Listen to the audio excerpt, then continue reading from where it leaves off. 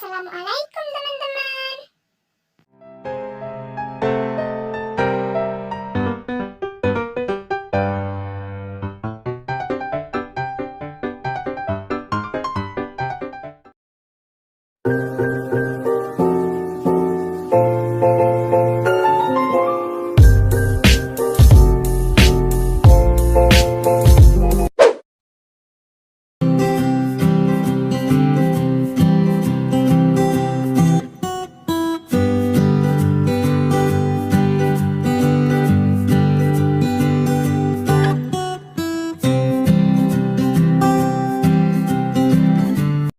Assalamualaikum warahmatullahi wabarakatuh. Saya Eva Fauzia Ismet ingin menyampaikan sedikit materi mengenai afeksi dan kognisi produk.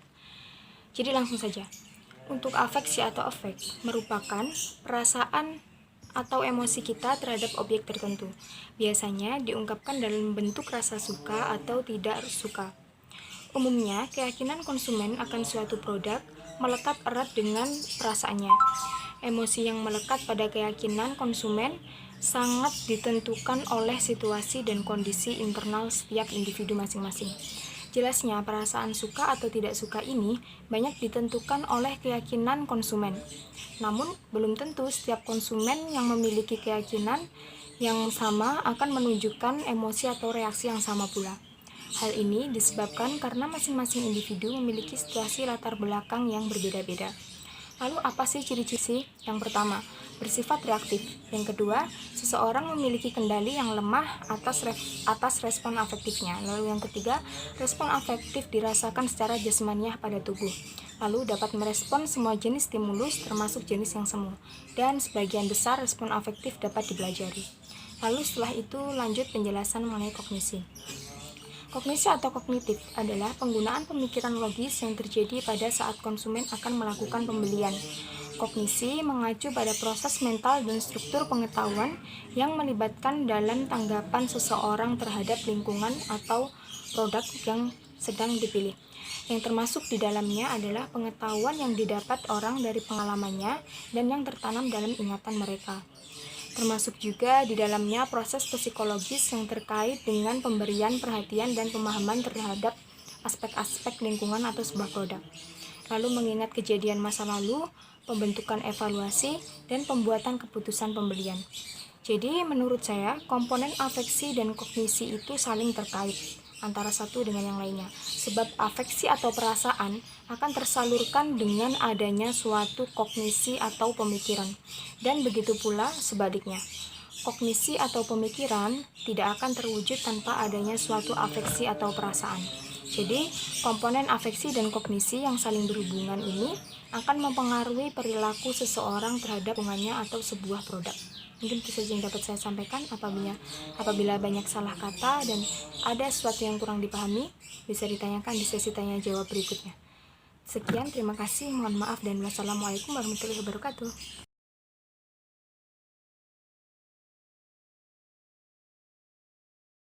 Selanjutnya ada diskonfirmasi pelanggan terhadap kepuasan.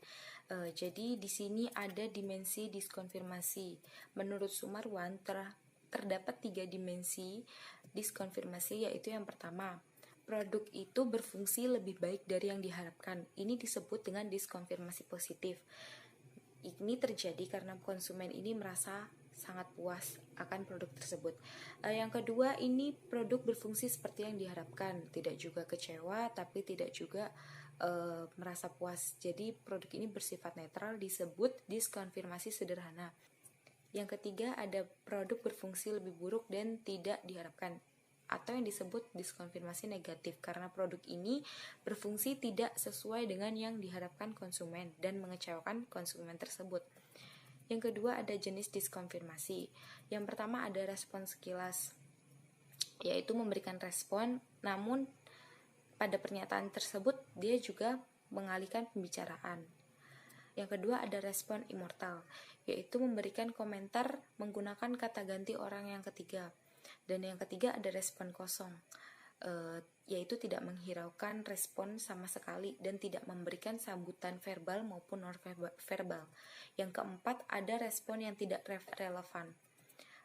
yang seperti respon sekilas, tapi berusaha untuk mengalihkan pembicaraan tanpa menghubungkan sama sekali dengan pembicaraan yang sebelumnya. Yang kelima ini ada respon rancu, yaitu berbicara dengan kalimat yang kacau, rancu, atau tidak lengkap. Kemudian selanjutnya ada respon kontradiktif, yang menyampaikan pesan verbal yang bertentangan dengan pesan nonverbal tersebut. Misalnya mengatakan dengan mencibir atau merendahkan. Dan yang terakhir ada pendekatan kepentingan pelanggan. Jadi prosedur ini dilakukan untuk mengidentifikasi kepuasan pelanggan secara singkat dan dapat dilakukan seperti identifikasi faktor-faktor preferensi pelanggan terhadap layanan sejenis yang beredar di pasaran. Yang kedua, mengidentifikasi alasan-alasan mengapa pelanggan itu memilih produk tersebut. Yang ketiga, ada mengidentifikasi karakteristik yang menonjol dari produk yang disukai tersebut. Dan yang keempat, itu identifikasi penyebab pelanggan memakai produk tersebut. Dan yang kelima, menggunakan temuan-temuan di lapangan sebagai sarana evaluasi terhadap layanan yang dijual. Dan yang terakhir, itu mengembangkan produk sesuai dengan keinginan pelanggan dengan cara memodifikasi, menambah, atau mengubah dengan penampilan yang lebih baru.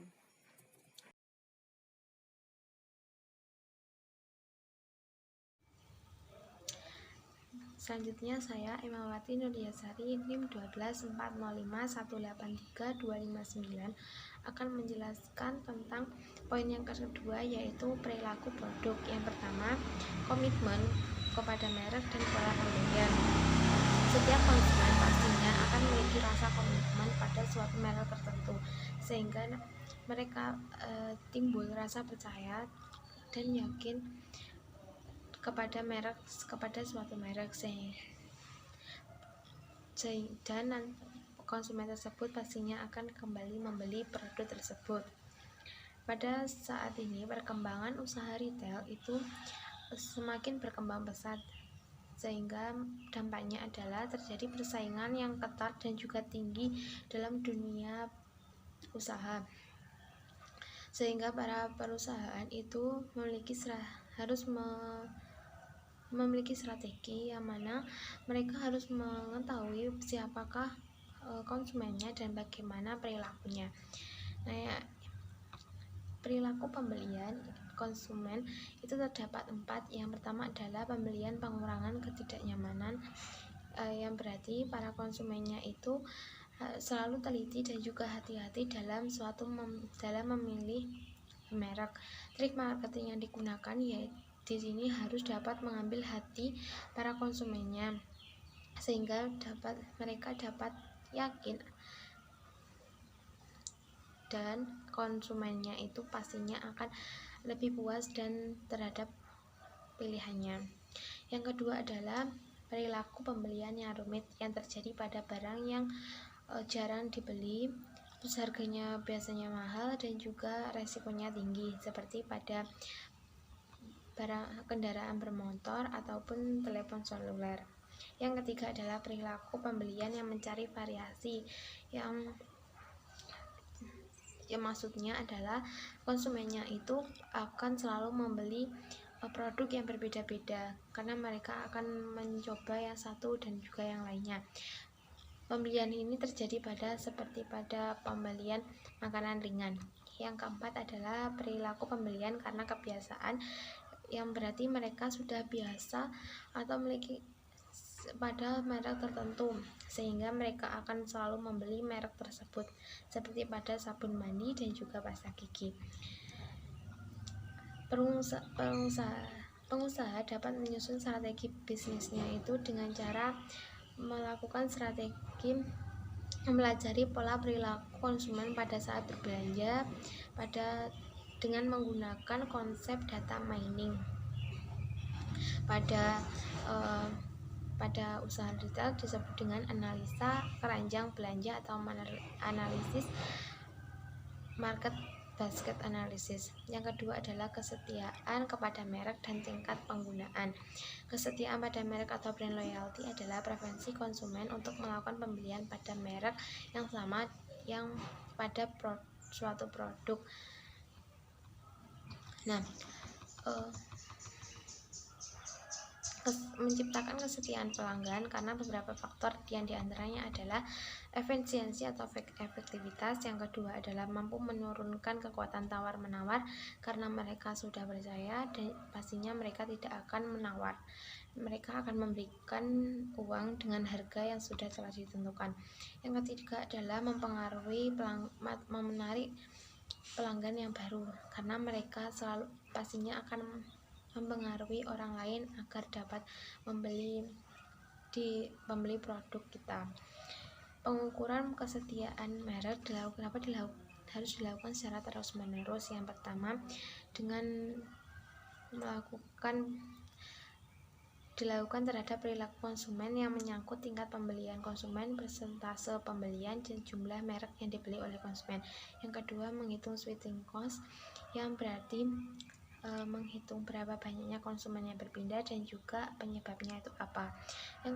Yang ketiga adalah pengukuran tentang komitmen konsumen seperti jumlah interaksi dan komunikasi berkaitan dengan merek.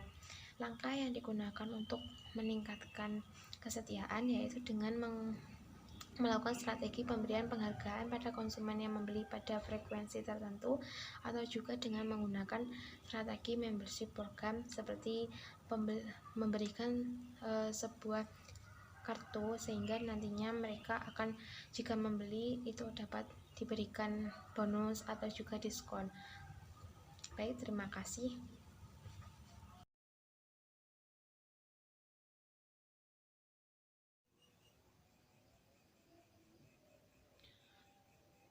Assalamualaikum warahmatullahi wabarakatuh. Perkenalkan, nama saya Muhammad Harun Mamahdi. Saya dari kelompok 9 NIM 12405183088. Oke, di materi kali ini saya akan menjelaskan tentang strategi produk.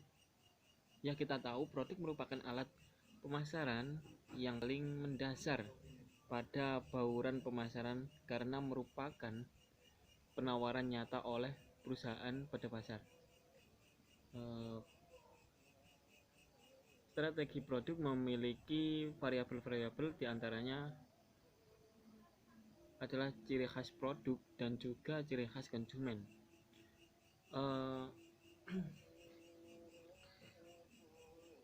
Yang pertama adalah ciri khas produk. Ketika kita akan memulai sebuah bisnis, pasti yang kita tanyakan adalah produk seperti apa sih yang akan kita jual. Nah, hal-hal yang perlu diperhatikan saat menentukan ciri khas produk adalah sebagai berikut: A. Performa, B. Keandalan, C. Tampilan, D. Keawetan, E. Fitur, F. Kemuktahiran, G. Desain, H. Sesuai standar, I. Sesuai pesanan, C. Reputasi, K. Merek atau status. Kemudian ciri khas konsumen. Menurut Undang-Undang Perlindungan Konsumen Pasal 1 Angka 2, konsumen adalah setiap orang pemakai barang atau jasa yang tersedia dalam masyarakat, baik bagi kepentingan dari diri sendiri, keluarga, orang lain, maupun makhluk lain, dan tidak untuk diperdagangkan. Ciri khas konsumen yang ada di Indonesia antara lain: A. Pertimbangan jangka pendek, B. Berkelompok, C. Mudah tertarik pada kemasan, D. Mengikuti tren, dan yang terakhir E. Melek teknologi. Sekian pembahasan tentang strategi produk. Kurang lebihnya mohon maaf. Wallahul muwaffiq ila aqwamit thoriq. Wassalamualaikum warahmatullahi wabarakatuh.